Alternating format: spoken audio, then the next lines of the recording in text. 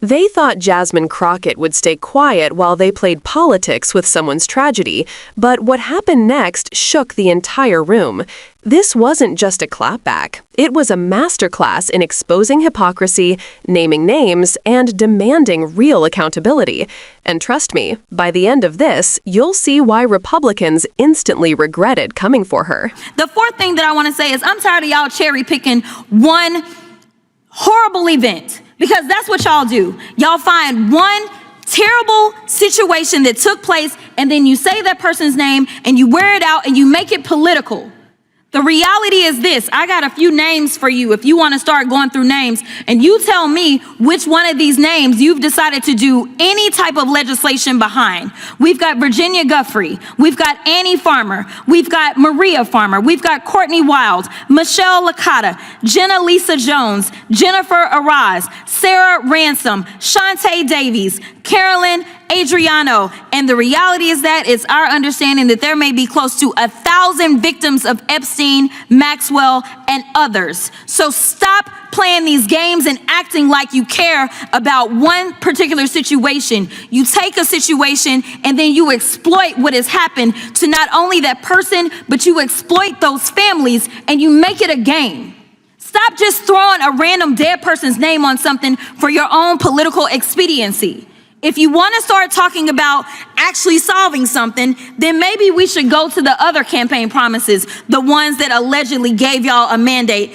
When he said he was going to lower prices on day one, yet that didn't happen. When he said that he was going to be ending wars on day one, yet that didn't happen. Where he said that he was going to save the American people, yet that didn't happen. Because as we know, in that big ugly bill that every single one of you voted for, except for Mr. Massey, because he seemingly is the only one that's got any sense over there, y'all voted for that bill.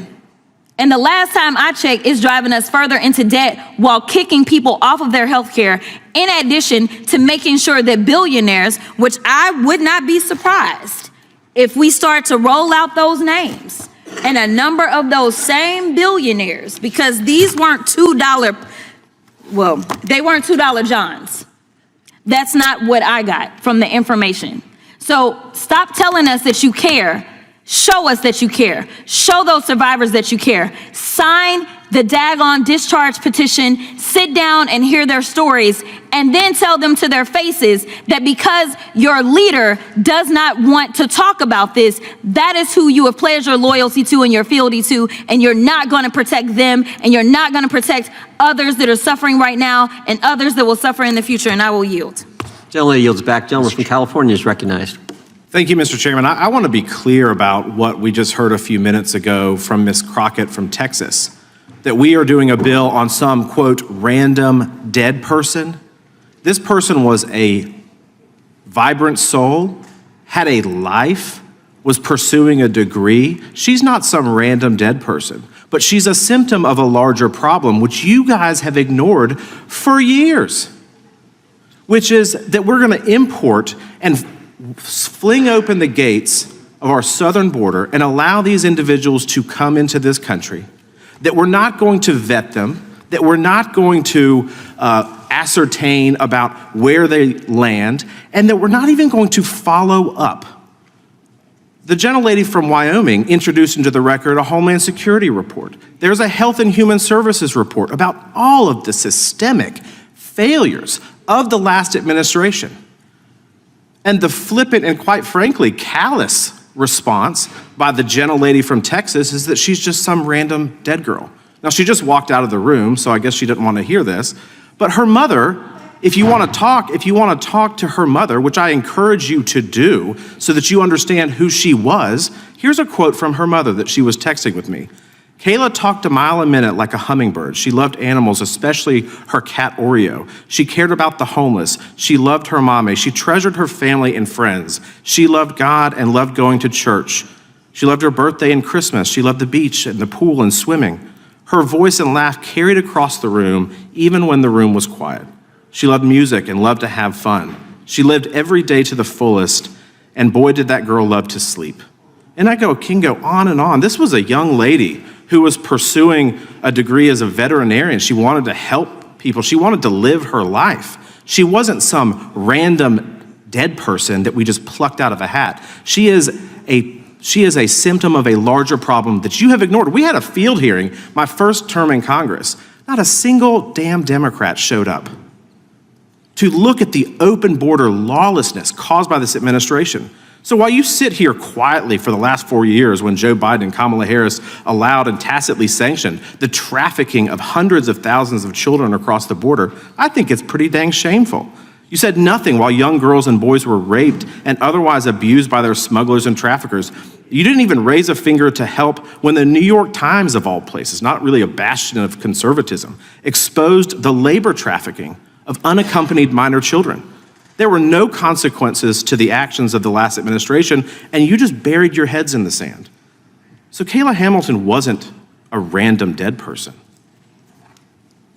She was one of many people who have been victimized by the lawless border problems created by the last administration, and you refuse to acknowledge it, and that's shameful. With that, Mr. Chairman, I yield back. Gentleman yields back. Gentlelady from Texas, I believe, seeks recognition. Gentlelady is recognized. Thank you, Mr. Chairman. I have an amendment at the desk. Amendment to the amendment and Gentleman the from Wisconsin reserves a point of order. nature of a substitute. Amendment will be considered as read. The gentlelady is recognized to explain her amendment. My amendment today would strike the provision of this bill that would require the Secretary of Health and Human Services, who we know is incompetent, to conduct body examinations of unaccompanied children aged 12 and over to see if they have gang markings. I don't know what your obsession is subjecting kids to government mandated strip searches, but it needs to stop. Now, I want y'all to take a second and really think what you're trying to force little kids to go through. This has to be the third time y'all have tried to push a bill that would give the federal government legal authority to put kids in compromising, traumatizing situations. Whether it's immigrant kids or trans kids, every chance you get, it seems like you want to force the government to look at little kids' bodies. Now, let me put this differently. You want to give some stranger, a federal government employee no less, for all of you small government folks over there on the other side of the aisle, free reign to examine little 6th or 7th graders for some obscure thing that isn't even conclusive evidence that they're in a gang. I mean, this is kind of insane. This provision is just another example of the hypocrisy coming from my colleagues on the other side of the aisle. Y'all love to talk a big game when it comes to protecting kids from harm and trauma, but the fact is, it's all an act. Because if Republicans really cared, y'all wouldn't be refusing to release the Epstein files and bring justice to the victims of human trafficking and assault. And I do want to make sure that I put a little asterisk here. Everyone is talking about how great Comer is doing and this and that. To be clear, it was an oversight subcommittee, and it was the Democrat who is the ranking member who actually brought the motion to release the files. It just so happened that there were enough Republicans on that subcommittee, seemingly more than on this full committee, that had the courage enough to actually vote with the Democrats. But let me be clear, this was Democrats leading. This was the tail wagging the dog, so I don't want y'all to forget that part. Don't go around claiming that y'all are the heroes because now there's supposedly files that are coming out. It was the Democrats that led that, just to be clear. Now, you sure as hell wouldn't be forcing kids who are in middle school into situations where the federal government is placing them in a room with a random adult, strip searching them to try to find some obscure amorphous thing. Now, I know some of my Republican colleagues here have kids, and I'm willing to bet that if your kid was going to, say, England, and you found out some random government employee over there was going to strip search your kid to look for some tattoos or markings, you would lose your damn mind. You do everything you could to prevent this from happening and save them from that trauma. And that's all I'm asking you to do today, is to protect these kids. Spare these kids from the unnecessary trauma. Be the adults in the room today, because enough is enough. Nothing in my amendment prevents DHS or even HHS from requesting a kid's criminal record or prevents HHS from evaluating whether kids are a danger to themselves or others. What this amendment does do, however, is prevent kids from having to go through unnecessary strip searches and be traumatized for the rest of their lives. If you're really on the side of history, if you really want to be on the right side of history, then that means that you'll do all that you can to protect kids, and I urge you to support my amendment. The final thing that I will say is I stand by everything that I said before. y'all love to cherry pick because you claim that the immigrants are the reason for crime, but you have nothing to say about white supremacists in this country. I don't remember, as we are headed to yet a record number of school shootings in this country as it relates to children, I don't remember y'all bringing bills in the names of any of these itty-bitty children. In fact, the most recent shooting, as y'all love to send thoughts and prayers, these babies were legitimately praying when they were killed. So I don't remember y'all trying to do gun reform for all of that. I don't remember y'all being super outraged when it came to January 6th and those defendants. Well over 1,000 defendants. And we're talking about they beat up on law enforcement. Now y'all love law enforcement. You love some ICE. Now that ICE is going around thugging everywhere. But nevertheless, I don't remember y'all even having the courage to say, yes, put the damn plaque up. That was signed into law. Y'all won't even do that. So don't tell me that y'all are here being the champions for everybody. You are very selective. So yes, it is a game. Because if I want to do legislation, I don't have to put somebody's name on it to do right. I don't have to put one of the children's names so that I can have real gun reform and save lives. And I will yield. Gentlelady yields back. They tried to turn a person's death into a prop, and Jasmine Crockett refused to let them get away with it. What she did in that exchange wasn't grandstanding for its own sake. It was a lesson in what real accountability looks like and why moral seriousness matters in Congress. Listen to what she confronted. Some members repeatedly seize a single tragic name, wave it around, and use it like a slogan. That's spectacle politics. It makes noise, but rarely produces help for survivors. Crockett answered that tactic the only way that could carry weight, by naming other victims, by reminding the room that Epstein's crimes weren't isolated, and by asking a simple but damning question. If you truly care about survivors, why won't you back the concrete steps that would help them? In this case, that means signing the discharge petition that would force the release of the Epstein-related files and move the needle toward transparency. There are 3 lessons hidden inside her fury that viewers should understand. First, naming a single victim as a political prop flattens human beings into talking points. Crockett's list, Virginia Guthrie, Annie and Maria Farmer, Courtney Wild, and the others she read, did something the television soundbite rarely does. It restored humanity. Those are people with lives, families, hopes, routines. When lawmakers reduce them to a one-line name to score a point, they re-traumatize survivors and obscure the systemic nature of the crime.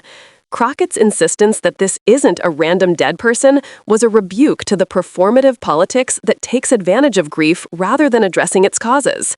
Second, there's a pattern of selective moral outrage that matters to policy. Crockett pointed out the paradox. Some members claim to be the fiercest defenders of children and victims, yet they support measures that would subject migrant children to invasive searches, or they remain silent on the release of documents that could reveal networks of abuse. At the same time, those same members are often quiet on mass shootings, white supremacist violence, or other harms that affect children domestically. The political calculus, amplify what helps your team's narrative, ignore what complicates it, produces patchwork policymaking. That's not justice, it's theater. Third, tactics matter. The strip search proposal Crockett opposed in the amendment is a good case study. Even if the sponsor argues it's targeted at gang identifiers, forced body searches of 12-year-olds are traumatic and ineffective. There are trauma-informed, non-invasive ways to assess risk. Standardized background checks were appropriate. Interviews by trained child protection advocates, cross-agency data sharing with strict privacy safeguards, and access to clinicians who can spot behavioral red flags. Forcing strip searches is cruel, creates long-term harm, and undermines trust in public agencies that should be protecting kids. If viewers want to learn something new from Crockett's speech beyond the immediate outrage, here are practical, unglamorous truths to carry forward. Legislation and process matter. A discharge petition is a procedural tool that forces a stalled bill onto the House floor if it gets a majority of signatures. It's imperfect, but in cases where committees or leadership are blocking action, it's one of the few democratic workarounds. Asking members, loudly, repeatedly, to sign it is a concrete action, not a slogan. Transparency is a precondition for accountability. The Epstein files aren't a morbid curiosity. They are documentary evidence that could clarify who enabled, covered for, or profited from trafficking networks. The release of records is messy and politically risky, but it's necessary if we want prosecutions, reforms to financial oversight, or institutional changes in banks, agencies, and agencies that failed victims. Survivor services need reliable funding and trauma-informed design. Too many shelters, legal clinics, and advocacy organizations operate on precarious grants. Supporting survivors means steady federal funding for shelters, counseling, legal aid, and programs that help rebuild lives. Political gestures mean little without resource commitments. Policy choices have human effects. When budgets are cut, when political theater replaces policy, when trauma-informed alternatives are ignored, the people who suffer aren't abstractions. They're the daughter who loved animals, the kid who wanted to study veterinary medicine, the family who had their life ripped apart. Crockett put that human cost back into the debate. That's not rhetorical flourish. It's the only way to orient legislation toward justice. If you want to act rather than only watch, here are concrete steps that actually move the needle. Call or email your representative and ask them to sign the discharge petition for the Epstein files. Demand that any screening policies for minors be trauma-informed and avoid invasive body searches. Support local and national survivor organizations with donations or volunteer time, and push for stable federal funding for shelters and legal aid. When you contact legislators, be specific. Don't just say, do something. Ask them whether they will sign the petition, whether they support non-invasive risk screening standards for children in custody, and whether they will vote to restore or expand survivor services funding. Crockett's rage was useful because it was disciplined. She didn't merely perform anger, she converted it into demands. Release the files. Stop using names as props. Stop pushing invasive measures that harm children, and fund the help survivors need. That's how political passion becomes actual policy. If you care about accountability, keep the pressure on. Read the names, learn their stories, and demand real action from elected officials. Silence and spectacle are easier than change, which is precisely why they succeed so often. Crockett's point was simple and uncompromising. If you really care about victims, prove it with your votes and your signatures, not your press releases.